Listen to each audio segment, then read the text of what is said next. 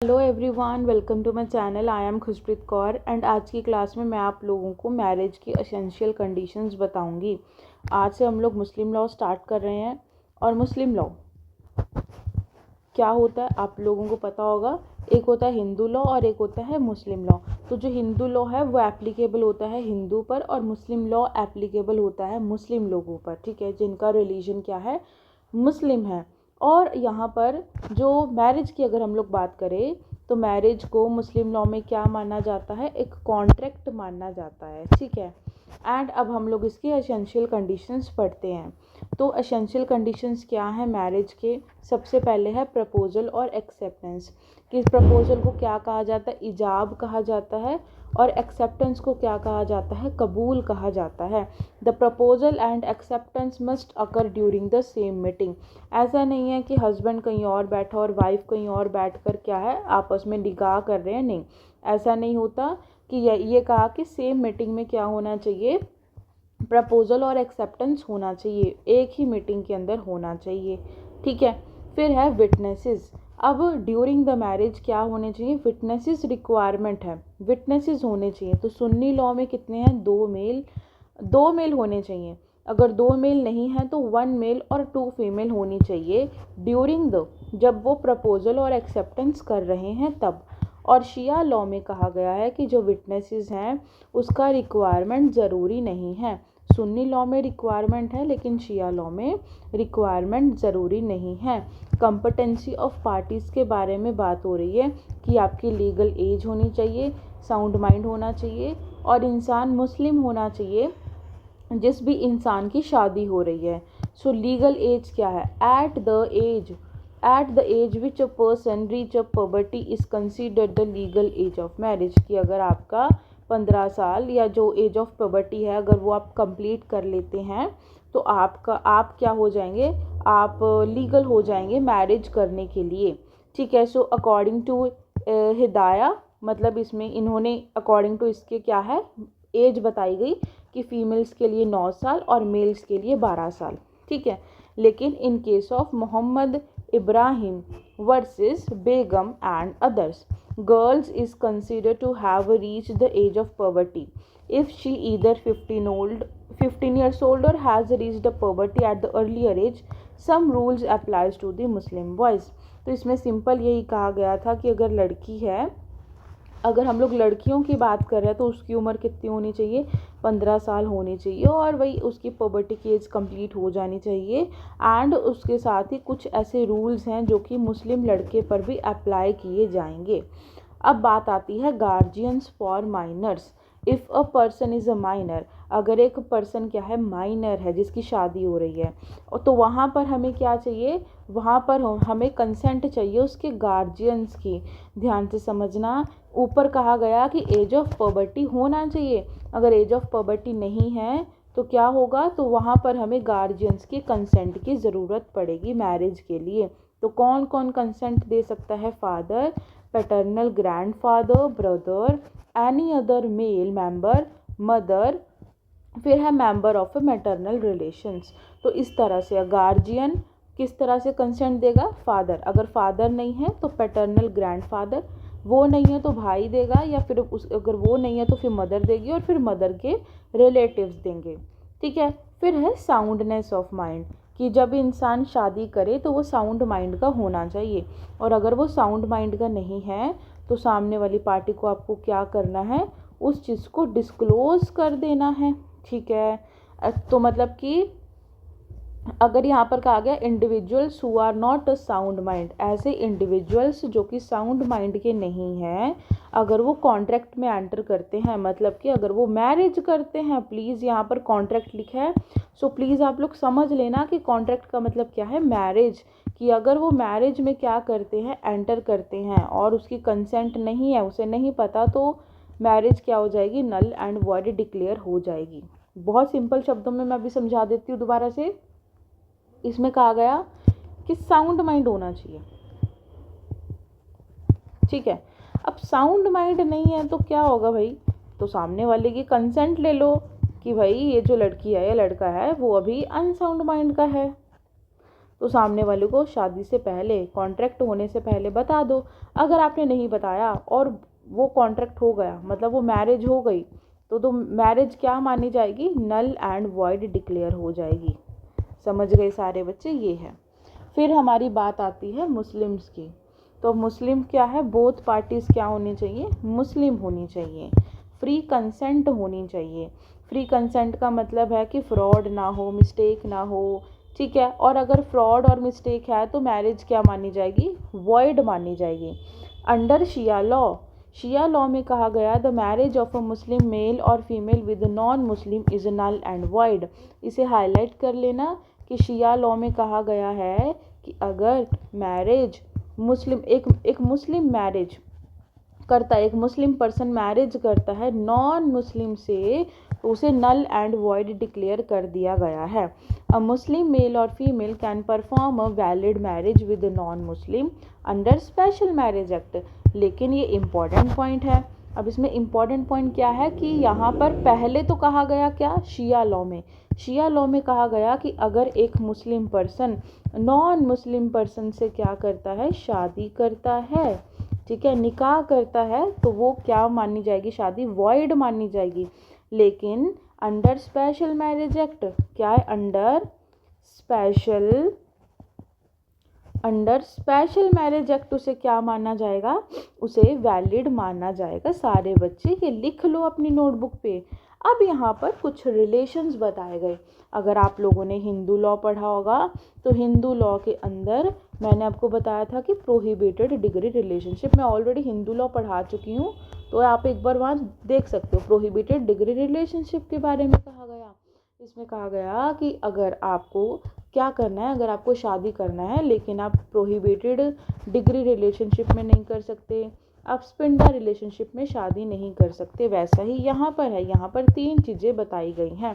3 चीज़ें पहले क्या है? कॉन्जेंगनिटी, ठीक है, और दूसरा क्या है? एफिनिटी, और तीसरा क्या है? फॉस्टर, ठीक है। ये तीनों चीज़ें आपको याद रखनी है। आपके एग्जाम में आएगा तो आपको फ्लो चार्ट बना के आना है। तो पहला क्या है? कॉन्जेंगनिटी।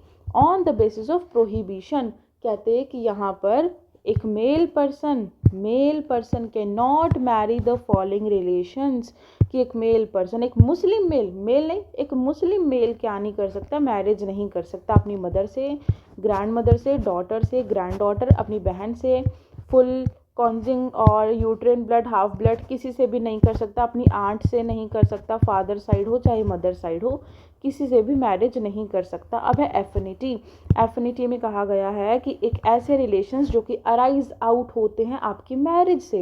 एग्जाम्पल को समझो कि एक ए पर्सन है, ए पर्सन ने बी से शादी की, बी एक लड़की, अब ये बी की सिस्टर है, ठीक है। अब ये बी की मदर है, मम्मी है इसकी। अब इसकी क्या है? मान के चलो कि इसकी आंट है। तो ऑब्वियसली भाई ये बी पर्सन है, मतलब इसकी वाइफ है। तो इसकी वाइफ की ये ए पर्सन इसकी सिस्टर के साथ शादी नहीं कर सकता, अपनी वाइफ की मदर के साथ शादी नहीं कर सकता, आंट के साथ शादी नहीं कर सकता। एफिनिटी का मतलब होता है एक ऐसे रिलेशंस जो कि अराइज आउट होते हैं आपकी मैरिज से। प्लीज़ इसे नोट डाउन करो, हाईलाइट करो, 10 बार इसे हाईलाइट करना है क्योंकि इम्पॉर्टेंट है। आपसे क्वेश्चन आएगा तो आपको बताना है कि एक एफिनिटी का मतलब होता है एक ऐसे रिलेशंस जो कि मैरिज से अराइज आउट होते हैं। एक मुस्लिम मेल मैरिज नहीं कर सकता अपनी वाइफ की मदर के साथ, अपनी वाइफ की ग्रैंड मदर के साथ, अपने फादर की वाइफ के साथ, उसके फादर की वाइफ के साथ, फादर्स की वाइफ के साथ, उसकी अपनी बेटी के साथ नहीं कर सकता, ग्रैंड डॉटर के साथ नहीं कर सकता, अपने बेटे की वाइफ के साथ नहीं कर सकता, मतलब किसी के साथ भी वो मैरिज नहीं कर सकता। और ये रिलेशंस आपको ऐसे ही याद करने पड़ेंगे अपने एग्ज़ाम के लिए। तो पहला हमारा हो गया कॉन्सेंगनिटी, दूसरा हमारा हो गया एफिनिटी, अब तीसरा है फॉस्टर। देखो फॉस्टर का मतलब होता है कि जिसने उसे फीड किया है, ठीक है, जिसने उसे क्या किया है? फीड किया। A child has been suckled during the normal period of suckling by a women other than its a natural mother. देखो सबसे पहली बात, ये बात तो इसमें कह दी गई कि वो अपनी मदर के साथ मैरिज नहीं कर सकता। लेकिन मान के चलो उसकी मदर नहीं है, ठीक है, जब वो पैदा हुआ तो उसकी मदर नहीं थी, तो उसे जो फीड है वो किसी और ने किया है, किसी दूसरी लेडी ने किया है तो ये जो दूसरी लेडी है ये इसके साथ भी मैरिज नहीं कर सकता। तो एक मेल जो पर्सन है वो मैरिज नहीं कर सकता अपनी फॉस्टर मदर के साथ, अपनी फॉस्टर डॉटर के साथ भी नहीं। मान के चलो कि ये एक मदर है, इसके 2 बच्चे हैं, एक इसका सन 1 है, एक इसकी डॉटर 1 है। तो ये वाला जो सन है ना, बेशक ये इसकी मम्मी नहीं है, ये रियल मम्मी नहीं है इसकी, लेकिन ये क्या है, ये इसके साथ भी शादी नहीं कर सकता क्योंकि भाई इनकी जो मदर जिसने इसे फीड किया है ना इन दोनों को, वो सेम है। मतलब जिसने फीड किया है अगर वो सेम है तो आपस में शादी नहीं कर सकते। हालांकि ये किसी और का बेटा है और ये किसी और की बेटी है, कोई दिक्कत नहीं है, लेकिन ये आपस में मैरिज नहीं कर सकते और ये अपनी मदर के साथ भी मैरिज नहीं कर सकता। और अगर किसी दूसरे पर्सन ने या एनी लेडी ने इसे क्या किया है, फीड किया है, तो ये उसके साथ भी मैरिज नहीं कर सकता। ठीक है। फीमेल कैन नॉट मैरी, जो फीमेल है वो भी नहीं मैरिज कर सकती। हर फॉस्टर्स मदर हस्बैंड, ठीक है, अपना her foster's mother's son, foster's mother daughter, ये सारे रिलेशंस आपको याद करने पड़ेंगे। अब है marriage between a cousins. A Muslim male can lawfully marry his paternal maternal uncle daughter. आप बोलते कि आप चाचा ताया मामा बुआ किसी के भी बेटे बेटी के साथ आप शादी कर सकते हैं, कोई दिक्कत वाली बात नहीं है। ठीक है। अब इसमें कहा गया है कि अनलॉफुल कंजंक्शन। ठीक है। अब सिंपल इसमें ये कहा गया, एक है एब्सोल्यूट प्रोहिबिशन, एक क्या है एब्सोल्यूट प्रोहिबिशन कि मतलब इसमें तो आप शादी कर ही नहीं सकते। मतलब ये ऐसे 3 पॉइंट जिसमें आप मैरिज करोगे ही नहीं। भाई क्यों करोगे, जब आपके मुस्लिम लॉ में ही कह दिया कि आप इनसे मैरिज कर नहीं सकते, कि एक ऐसे रिलेशंस जो कि क्लोजली रिलेटेड है और प्रोहिबिटेड हैं, तो आप मैरिज नहीं कर सकते। लेकिन इसमें कहा गया है कि कुछ बाकी और रिलेशंस भी तो होंगे भाई, है ना। अब इसे छोड़ दो। अब मैरिज ड्यूरिंग इद्दत पीरियड, अगर आपने इद्दत पीरियड नहीं, अगर आपको नहीं पता तो इद्दत पीरियड की वीडियो आपको डिस्क्रिप्शन बॉक्स में मिल जाएगी, आप वहाँ जाके चेक कर सकते हैं या फिर मेरे यूट्यूब पे। ठीक है। अब मान के चलो कि चलो ये तो ठीक है, ये वाला तो हम समझ गए है ना, अनलॉफुल कंजंक्शन का समझ गए। लेकिन ये क्या एब्सोल्यूट, एब्सोल्यूट मतलब ऐसा कर ही नहीं सकते। लेकिन अगर किसी ने पॉलीगैमी कर ली, किसी ने 4 से ज़्यादा लड़कियों के साथ शादी कर ली, किसी ने डिफरेंट रिलीजन में शादी कर ली, विटनेस अवेलेबल नहीं है, इद्दत पीरियड में शादी कर ली, तो कहते हैं इसे तो सही किया जा सकता है भाई, इसे तो सही किया जा सकता है। ठीक है। इस मैरिज को तो सही किया जा सकता है लेकिन इसे सही नहीं किया जा सकता। ठीक है। सो पॉलीगैमी का मतलब क्या है कि भैया अगर एक मेल क्या कर लेता है, 4 से ज़्यादा लड़कियों से शादी कर लेता है, या एक लड़की 1 से ज़्यादा हस्बैंड से शादी कर लेती है, प्रॉपर विटनेस नहीं है, जैसे शिया में हमें चाहिए विटनेसेस का रिक्वायरमेंट है, ये सारी चीज़ें जो कि मैं ऑलरेडी पढ़ा चुकी हूँ। डिफरेंट रिलीजन है कि अगर भैया डिफरेंट रिलीजन है, जो कि पढ़ाया मैंने कि अगर अलग अलग धर्म है तो मैरिज क्या मानी जाएगी, वॉइड मानी जाएगी। लेकिन स्पेशल मैरिज एक्ट के दौरान उसे क्या माना जाएगा, उसे वैलिड माना जाएगा। ठीक है। Under a Shia law marriage with non Muslim is considered void, कि अगर नॉन मुस्लिम के साथ मैरिज कर दिया तो वॉइड है। लेकिन ठीक है, स्पेशल मैरिज एक्ट में भी कहा गया। अब मैरिज ड्यूरिंग इद्दत पीरियड, इद्दत पीरियड में बता देती हूँ कि जब एक रिलेशन ख़त्म होता है, फॉर एग्ज़ाम्पल बताती हूँ, फॉर एग्ज़ाम्पल रिलेशन है, ठीक है, ये हस्बैंड है और वाइफ है, अब इनका रिलेशन ख़त्म हो रहा है। अब या तो मान के चलो कि ये डाइवोर्स ले रहे हैं, ठीक है, या तो मान के चलो हस्बैंड की डेथ हो गई है। ठीक है। तो फिर क्या है, 4 महीने का इद्दत पीरियड रहता है। इद्दत पीरियड इसमें चेक किया जाता है कि लड़की प्रेग्नेंट तो नहीं है, तो इद्दत पीरियड चेक किया जाएगा, उसके बाद ही वो क्या कर सकती है, कहीं और जाके मैरिज कर सकती है। लेकिन अगर इस इद्दत पीरियड के दौरान मैरिज कर लिया तो क्या माना जाएगा, वो मैरिज सही मैरिज नहीं मानी जाएगी। ठीक है। अब एक और चीज़ जिसमें आपको पढ़नी है, इद्दत refers to the waiting period after the death of a women husband और after the termination of her marriage, कि या तो हस्बैंड की डेथ हो गई है या फिर वो मैरिज को ख़त्म कर रहे हैं बाय डाइवोर्स, और ड्यूरिंग अ इद्दत पीरियड वो दोबारा से रीमैरिज नहीं कर सकती। एक डाइवोर्स्ड वुमेन है तो वो इद्दत पीरियड 3 महीने के लिए रहेगा। अगर एक विडो है तो 4 महीने और 10 दिन के लिए इद्दत पीरियड रहेगा आफ्टर द हस्बैंड डेथ। यहाँ पे ड्यूरेशन बताई गई है कि अगर लड़की ने डाइवोर्स ले लिया, मतलब डाइवोर्स दिया लड़के ने, तो 3 महीने के लिए इद्दत पीरियड में वो रहेगी और आना जाना अलाउड नहीं होता बाहर, ठीक है।